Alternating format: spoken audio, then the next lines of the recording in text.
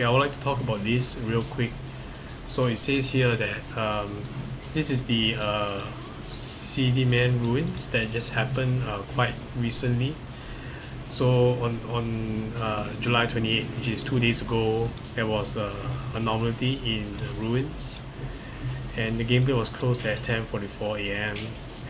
And you know, a lot of maintenance happens, and basically adventurers can take advantage of some game loopholes to obtain high value materials. But basically they caught these players, and they will be deducting their rose ops amount, and they will ban them for a certain amount of days, and these are their ID, you know, so like wall of shame for these players, their rose ops that they will deduct, you know, for exploiting. And I can't really see the I think the player sentiment right now from what I've been seeing on forums is that, yeah, they do want to have these cheaters names published, and having some sort of bans or rollbacks, and all of them is all done here, which is quite good.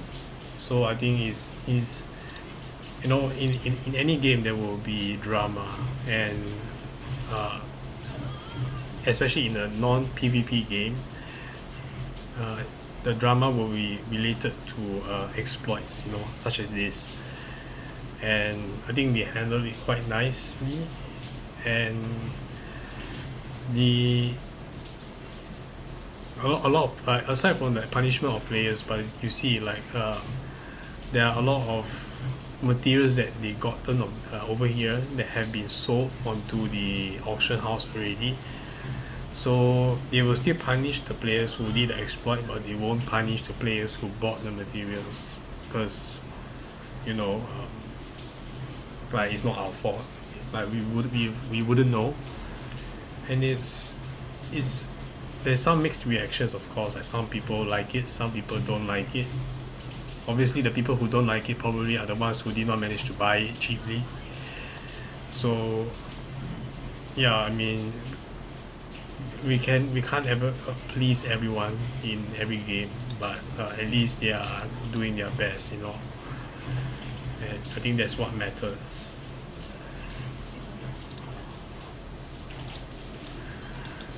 Follow-up of the topic.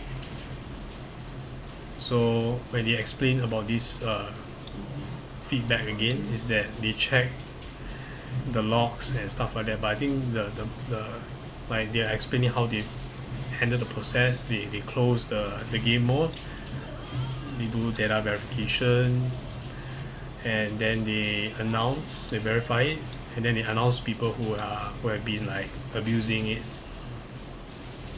So yeah, some questions. What are the reasons and criteria for resource deduction and account suspension? Why is punishment so lenient?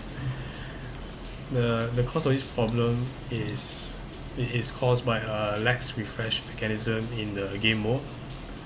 When adventurers participated in the challenge, they were either aware or unaware. You know, they cannot infer the intention of the adventurer through the data result. But we don't know if they did it purposely or not. So the punishment was lenient, yada yada, and they will still remove your resources if you unintentionally did it. Question 2. Some people have obtained fragments, you know, which is the battle wheel from the but it's not being confiscated. Are there only 27 players who did it? They talk about everything here, and basically they say that based on the data, like one adventurer can obtain 2, 6 adventurer obtain 3. They will not recover it, and I mean basically they're just telling what is the what they found. And after receiving feedback, we verified adventurers' information and found that the period of issue, total of 15 levels. Okay, so let's talk about question 3. If there were so few people exploiting the bug, where did the exchange center get many willpower on July 28th. So yeah, to answer the question, they brought up the weekly data, and based on participant count, a large amount of adventurers, those with higher level, participated in the challenge in the last 12 hours before the event ended. That's what they're trying to say. So it's like, okay guys, you say there's a lot of willpower being sold in the auction house. This is why. It's because a lot of players, real legit players, participate the challenge on the last 12 hours before the challenge ends, and that was exactly when you see the spike, and has nothing to do with the so-called exploiters who did those funny bugaboos, because the item dropped from a boss level in the previous cycle. The number of listings increased in the evening, exceeding 700 listings on 2 a.m. and then falling back during the day. So they're just saying like, okay guys, we did our due diligence, this is normal activity, all these items being sold in auction house is normal. Alright, so I mean, at this point we have to believe them, right? Like they are saying they did their due diligence. Anyways, question 4. Why were those on the penalty list still online after the in-game announcement? And still online in-game after the announcement? Are they really banned? So basically it's saying there's a delay on online information on the profile, and the ban was confirmed to have taken place, so rest assured. Yeah, there are some times where I will be online and I check my out, and they are like offline. I'm like, wait, why are they offline? They are literally online right now. So like basically the same thing is happening. Anyways, question 5. Why was one person punished for reaching level floor 25 and getting the reward, while his teammates who went to the dungeon with him also obtained the gold materials but not punished? Basically, the principle of handling the incident is to punish individuals who obtain the materials abnormally. So he's saying that those 5 other adventurers who are his teammates, 4 other adventurers who are his teammates, who participated in the battle but they did not bug abuse, so those players won't be punished. And yeah, I think I agree with the principle of how they're doing things. I think it's very fair, and I definitely support this stance. And why was the earliest or normal material acquisition time on the penalty list after 8 o'clock? I heard that like some people start to abuse it at 5 o'clock. The gate experienced malfunctions during the bi-weekly to refresh. Is to achieve the reward generating effect, 2 conditions must be met. Completed 1 round and trigger if they complete the first round and restart the second round. Yeah, so like they already have achieved it, but then they trigger it again. So that's their principle to find who is abusing and who is not. And basically say further investigation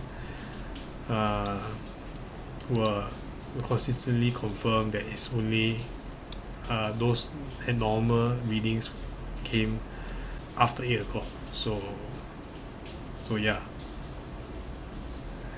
Last question. There's not a last question. Question 7.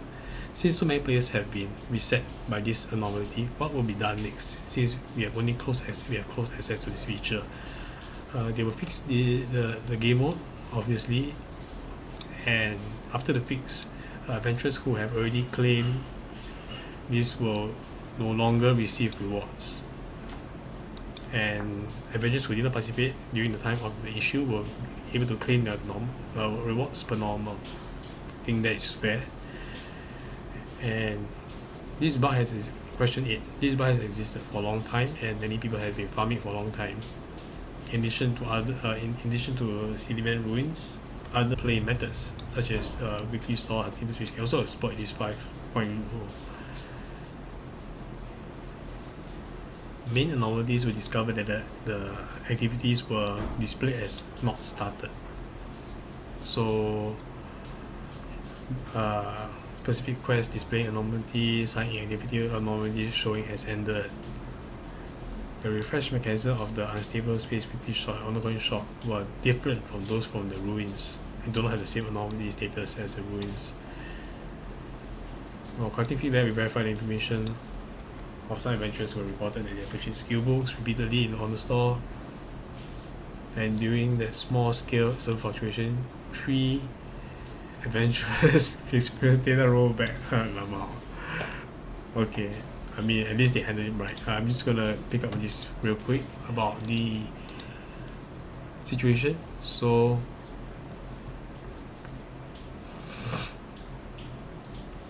yeah, so we currently organize personnel to verify the rollback, resolve the rollback issue. If other adventurers encounter similar issue, please submit feedback to the customer service function. We thank adventurers for their understanding and patience. Yada yada yada. After discussion, they will readjustment the compensation plan for entire server, giving the 100 gold fragments that can be exchanged for a non-NPC golden leader. So what does this mean, guys? It means free SSR gold fragment for all players. One gold SSR. I think that's huge. That's huge.